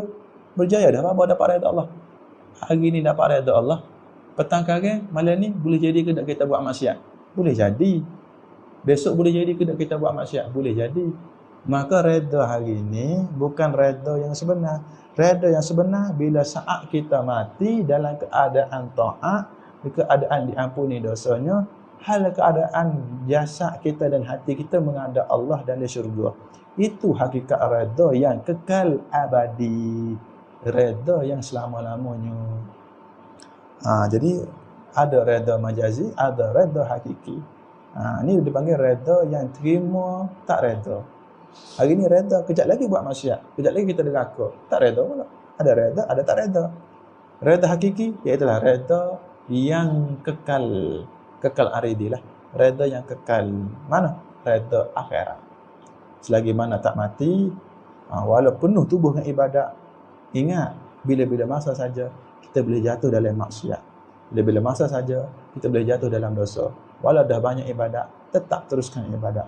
Tetap istiqamah ibadat. Tetap istiqamah berusaha, istiqamah selawat, istiqamah dakwah. Jatuh dalam dosa jaga-jaga, bertaubat selalu, bangun selalu, bangkit selalu, bertaubat selalu. Abah harap kita semua jaya dunia akhirat. Amin ya rabbal alamin. Apa yang baik daripada Allah dan Rasul, daripada alim-alim ulama dan guru-guru kita ahli sunnah wal jamaah, Asy'ariyah dan Maturidiyah. Dan apa yang kurang, yang silap-silap daripada bapa sendiri, mudah-mudahan ikhlas kita belajar kerana Allah. Mudah-mudahan selamat kita dunia akhirat. Amin ya rabbal alamin. Abah harap sangat kita semua berjaya. Abah harap sangat kita semua selamat dunia akhirat. Abah harap sangat kita semua disayangi Allah dan Rasul sallallahu alaihi wasallam. Jadi minta maaf segala kekurangan daripada pihak bapa, segala kesilapan minta maaf. Mudah-mudahan Allah Taala redha kita, Allah Taala redha bapa. Dan insya-Allah minggu depan kita sambung lagi mata hikam ni. Ya tak habis lagi syarah dia ni. Mungkin sekali baca lagi, kalau tak ada apa-apa mungkin habislah. Nanti siapa dia nak buat borang tahlil arwah percuma tu, Ustaz Zul hantar ke WhatsApp pun boleh, ataupun komen di Facebook tu. Ustaz Zul ada buat, tak ada buat hari ni. Esok tak apa, esok dah. Tu Ustaz Zul buat catatan, buat reminder. Besok kita akan buka senarai nama arwah percuma. Jadi bapa minta tolonglah pakak-pakak bubuh hadiahkan ibu bapa kita pahala zikrullah la ilaha illallah, pahala majlis tahlil dan pahala majlis maulid. Hari maulid, hari yang gembira, gembirakan ibu bapa kita yang telah meninggal dunia. Buat tahlil di hari maulid, buat majlis maulid serta majlis tahlil. Tak susah tahlil. Bismillah, alhamdulillah, baca 3 kul, la ilaha illallah 100 kali. Tak apa dah, itu serangkah-rangkah tahlil, tak apa dah. Bismillah, baca 3 kul, lepas tu la ilaha illallah selalu. Oh, tak sampai berapa minit je. Buat secara ramai-ramai. Maka dalam majlis maulid kita ada majlis la ilaha illallah, ada majlis Muhammad Rasulullah. Cukup 2 kalimah syahadah. InsyaAllah kita akan buat di Yaman ni. Jadi siapa dia yang nak join serta, sila letak nama arwah si mati ni. Ada orang tanya, bapa nak buh nama orang hidup boleh ke tak? Hak hidup nak buh juga. Tak apa pak cik nak buh, nama pak cik hidup lagi. Takut anak tak buat kepada kita. Anak dok main bid'ah macam ni. Bagaimana bapa nak buh nama orang hidup tak apa. Tak tahulah tu bapa. Kalau boleh hak mana hidup tu beramal lah dulu. Tapi kalau dia mau nak buh juga pun, dia tak dosa. Tu dia balik ke ahli arwah, tali arwah nak buh hak mati dah. Setengah orang dia buh nama saya dia. Bapa, ini nama kawan saya ni 3 orang.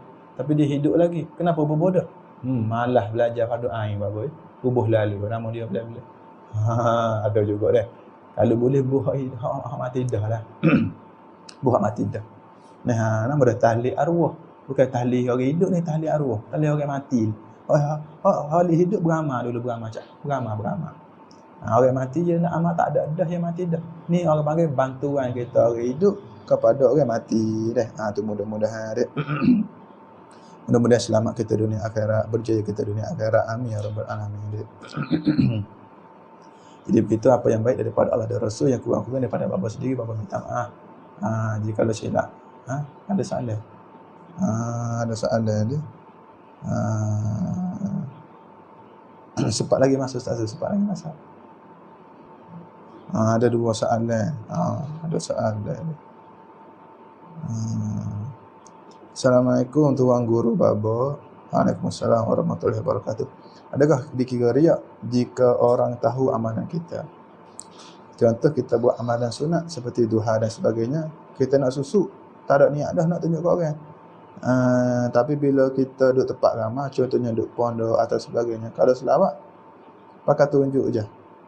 Kerana baba pusing juga, takut tak diterima, takut dipuji. Dia gini, kalau kita rasa kita ni mudah riak, kita kena sembunyikan amalan kita. Ni baba dia jawab dah dulu ni rasa. Sembunyikan amalan kita. Jangan bagi orang nampak. Kalau kita rasa orang tak tengok, kita pun tak riak, kita tunjuk tak apa. Kita selawat depan orang, bawa biji tasbih depan orang, tak apa. Tetapi kalau kita rasa kita riak, kita digalakkan sembunyikan amalan sunat kita. Kalau nak selawat, pakai hak tasbih cicing tu. Kalau nak semai duha, semai di hujung-hujung tu, tempat orang tak nampak. Sebab ibadat yang disembunyi ini selamat daripada riak. Idfin wujudaka fil ardil khumul, kita hikam kata. Kita nak selamatkan daripada serangga-serangga riak, nak selamatkan daripada serangga ujub. Orang dulu dia bukuh buah cempedak, dia bukuh dengan surat khabar, bukuh dengan kain pelekat, buah pisang, buah cempedak, buah durian. Nak selamat daripada serangga, tupai dia bukuh, dia sembunyikan. Bagi kemah nak selamatkan daripada pencuri, susuk dalam beg, bungkus. Kalau dok main tunjuk bagi kemah dekat tangan, buah-buahan dok main tunjuk pada binatang-binatang dengan tidak tutup, dia akan disengok oleh serangga-serangga. Begitu juga ibadat ni sebagai orang awam, kalau kita tunjuk ibadat kita di khalayak ramai, bacaan Quran, hafazan Quran, zikrullah, sembahyang, puasa kita tunjuk pada orang, terkadang ibadat itu mudah nak disengok oleh serangga ujub, serangga takabur dan umpamanya. Maka cara terbaik ni sebagai orang awam macam babo, orang hak boleh, orang hak mudah jatuh maksiat macam babo, orang hak mudah ujub macam babo ini digalakkan sembunyikan ibadat. Habis. Assalamualaikum, bolehkah saya nak tanya pasal pengajian semalam? Saya dengar najis haiwan yang kita bela ni rasa apa jawab dah. Haiwan tersebut berak merata-rata, kecing merata-rata. Macam mana cara nak atasi masalah ni? Kalau kucing itu buang, adakah kita buang kucing itu termasuk dalam dosa? Kalau kurung dalam sangkar jadi bau busuk, jiran terganggu, adakah dapat dosa? Kalau cara yang terbaik kita jagalah mula-mula. Kalau mampu, sekiranya mampu kita jaga. Lepas tu kena cuci hari-hari lah sangkar dia. Sangkar kucing itu kena cek hari-hari. Kalau nak buang juga, sebab tak mampu jaga, kita kena buang di tempat yang tak susah bagi kucing itu nak cari makanan, dan tak susah kucing itu nak cari tempat perlindungan. Jangan buang di tepi-tepi jalan, haram tu. Banyak kita tengok buang di tepi jalan, di tepi jambatan, di situ ada ular, kau ada gapo, kau jangan. Dipanggil menzalimi binatang. Pernah bapa tengok 2-3 kali kucing di tengah jalan. Kalau bapa memang keturunan mari dia ayah kita sehari. Ayah bapa, adik-adik bapa ni kalau jumpa kucing memang kami ambil, kami buat balik. Disebabkan rumah tu banyak jadi kucing. Dan ni kat pondok bapa penuh kucing. Kucing saja. Dan memang banyak kucing ni, banyak tahik kucing lah. Tapi kita ni ada pelajar kat pondok ni, dia tunduk bersih semua tahik kucing. Dan kelebihan ada kucing, binatang yang namanya ular, lipas, semua tu dia tak ganggu kita. Sebab ada kucing. Selamatlah juga kita. Kalau boleh bela lah kucing.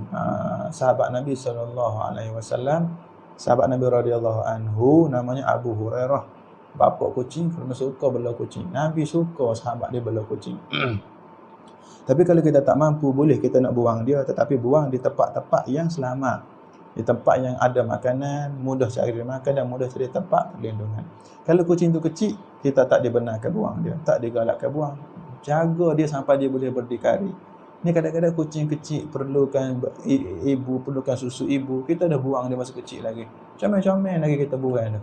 Allah, kat mana hati kita ni? Kalau boleh yang kecil jangan buang lagi. Kalau kucing itu ada anak, jangan buang ibunya, biar anak dia besar dulu. Biar anak dia besar, apa boleh buanglah ibu dengan anak dia.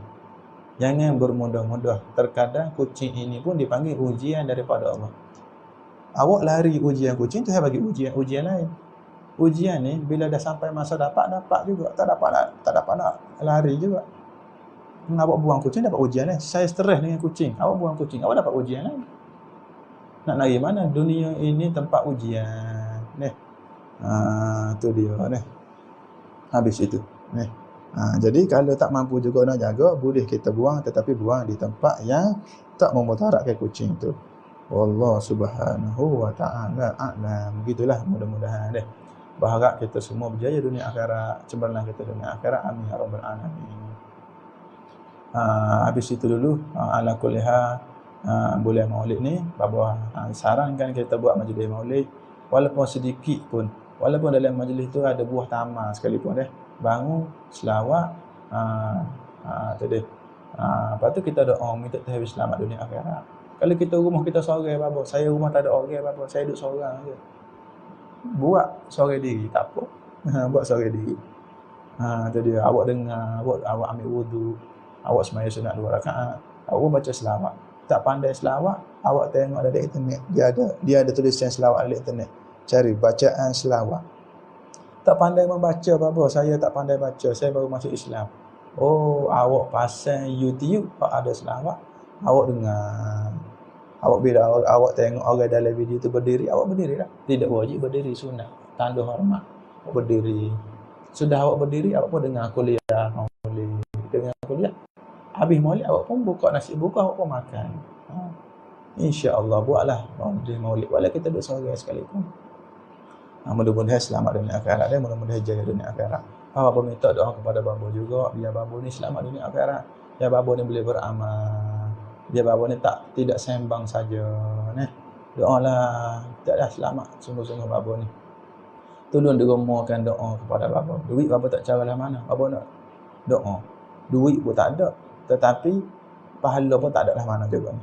Jadi duit dengan pahala bimbang pahala lagi. Pahala kurang. Kalau gitu doa kepada Babo. Biarlah kurang pahala pun kurang redha tu penuh.